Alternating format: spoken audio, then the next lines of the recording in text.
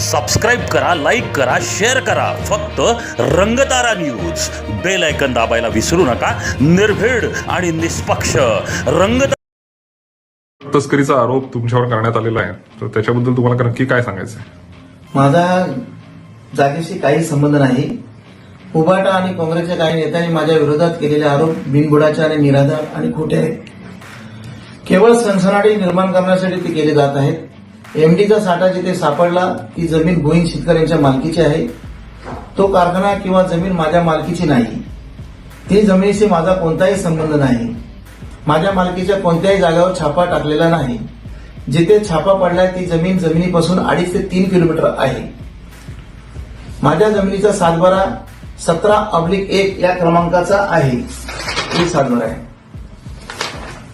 अंतर छापा पडलेला त्या जमिनीचा सर्वे क्रमांक 4/1 आहे.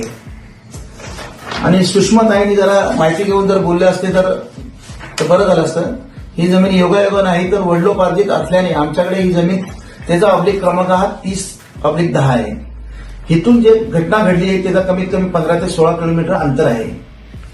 आमच्या इथे कुठलेही 5 स्टार हॉटेल होणार नाही. इथे काही कृषी पर्यटन करण्याचा माझा मानस आहे. स्थानिकांना रोजगार मिळावा ही आमचा एक उद्देश आहे.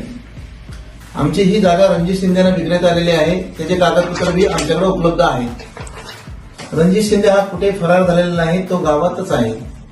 तुम्ही त्याची खात्री करू शकता. पोलिसांच्या एफआयआर मध्ये मी रणजित शिंदे यांच्या नावाचा कुठेही उल्लेख नाही. त्याचा या गुन्ह्यात कोणताही संबंध नाही. पोलिसांनी स्पष्ट केलेले आहे. तिथल्या हॉटेलमधून आरोपींना कोणतेही जेवण जात नव्हतं हे पोलिसांनी चौकशीत सिद्ध केलेलं आहे. केवळ राजकीय दोषापोटी हे सर्व आरोप केले जात आहे. आमच्या कुटुंबाला बदनाम कट रचला जातोय. बदनामी करणाऱ्या कायदेशीर नोटीस मी देणार आहे.